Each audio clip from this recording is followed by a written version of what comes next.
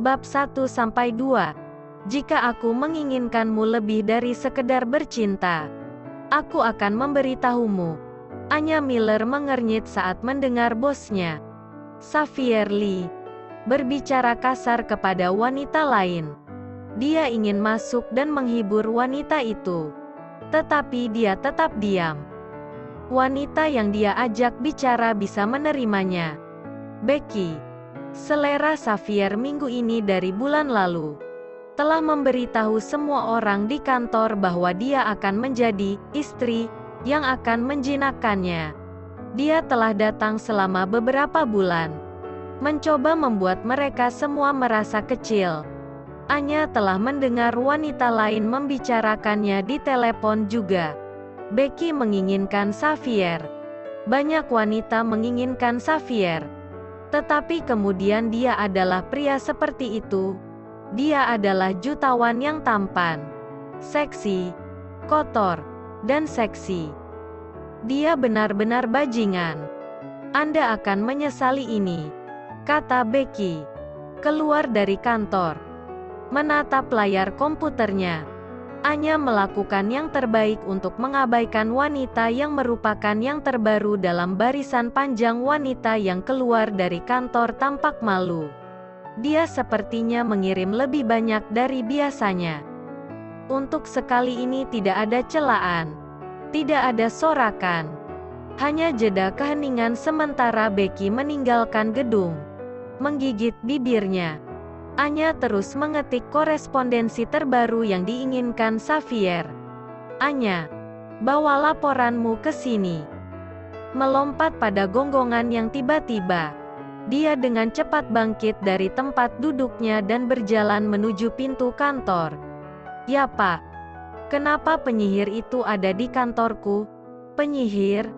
Becky, mengapa dia di kantor saya percaya bahwa saya akan memberinya cincin kawin sialan? Anya tersentak ke belakang. Saya benar-benar tidak tahu. Dia adalah pacarmu. Tidak, dia tidak. Xavier duduk kembali di kursinya. Jaket yang dikenakannya pagi itu terlempar ke lantai, membungkuk. Anya mengambil jaket dan melipatnya dengan rapi sebelum meletakkannya di sofa di sudut jauh kantor. Saya tidak mengerti. Dia masuk dan tidak mau mendengarkan Martha resepsionis di lantai bawah. Dia memberitahu mereka semua bahwa mereka tidak lebih dari gerutuan, dan bahwa Anda ingin segera melihatnya. Saya berharap diberitahu sehingga saya bisa menghentikannya. Dia sudah ada di sini ketika Martha memberitahu saya. Menekan kedua tangannya, dia melihat ke arah bosnya, Xavier Lee. Bajingan dan bajingan yang mengesankan yang dibungkus semuanya dalam satu paket yang rapi. Dia meletakkan tangannya di belakang kepalanya, menilai dia. Satu hal tentang Xavier adalah fakta bahwa dia adalah buku yang tertutup. Tidak ada yang tahu apa yang dia pikirkan, apa yang dia rasakan, dan sebagian besar waktu, Anda hanya tahu beberapa detik sebelum dia menyerang. Yah, dia sudah selesai dan menghabiskan waktunya. Apakah ada yang kamu inginkan dariku? Tanya Anya. Dia menatapnya. Apa yang kamu lakukan? Mengetik surat-surat yang Anda inginkan sehingga Anda bisa menandatanganinya. Kamu adalah pekerja yang baik untukku, Anya. Dia mendapatkan pekerjaan itu secara tidak sengaja. 5 tahun lalu dia bekerja untuk Xavier's Industries sebagai resepsionis di meja depan. Dia tidak pernah tahu apa-apa tentang pria itu sendiri. Dia tidak percaya menempatkan wajahnya di logonya, atau diiklankan di mana-mana. Dia pernah mendengar dia suka berkencan dengan wanita cantik, model, aktris, dan semacamnya. Namun, dia sama sekali tidak menyadari siapa dia. Kemudian suatu pagi, seorang pria mendekati meja, dan dia baik, dan dia berbicara kepadanya tentang kemana harus pergi, bahkan mengantarnya ke atas. Anya bukan tipe orang yang melakukan sesuatu dengan setengah-setengah. Dia telah belajar sebanyak mungkin tentang perusahaan itu. Meskipun masih belum melihat gambar pria yang menjalankan perusahaan itu. Dalam 4 bulan pertama dia bekerja di sana, dia bertemu Xavier. Tentu saja pada hari dia tidak tahu itu dia. Kemudian suatu hari dia dipanggil ke kantor. Dan lihatlah, pria yang dia coba bantu sebenarnya adalah bosman itu sendiri. Saya yakin Anda tidak mengharapkan saya, katanya. Tidak. Dia mengucapkan kata itu perlahan.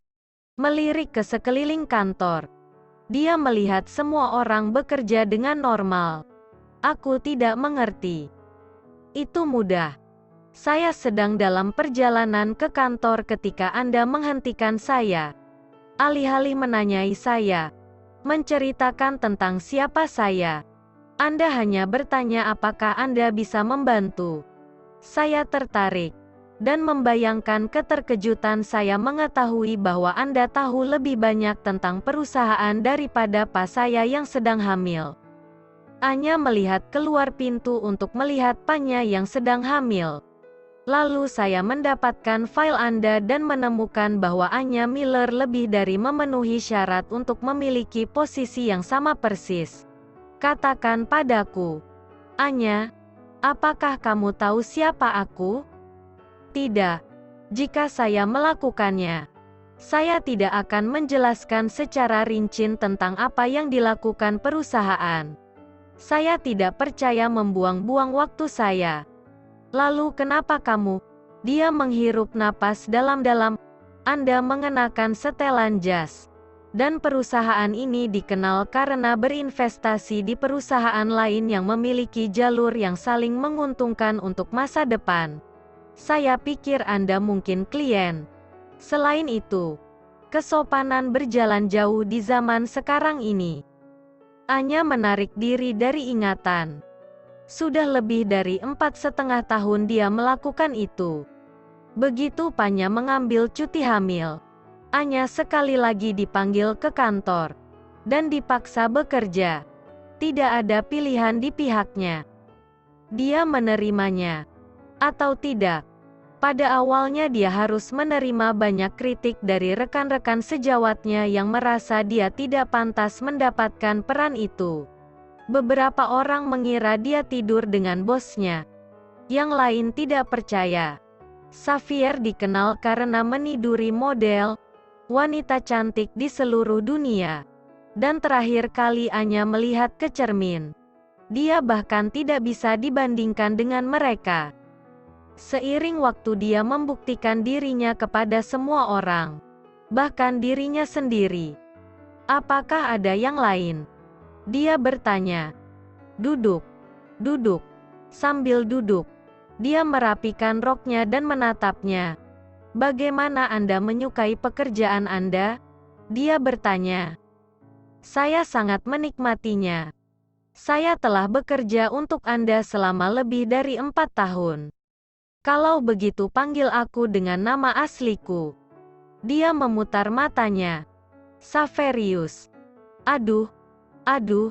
Seberapa sulit itu? Kamu tahu kamu sangat membingungkan. Kan? Dia menatap bosnya. Selalu menemukan sisi dirinya yang ini. Menarik. Sebagian besar pria itu serius. Selalu meneriakkan perintah. Memberitahunya apa yang harus dilakukan.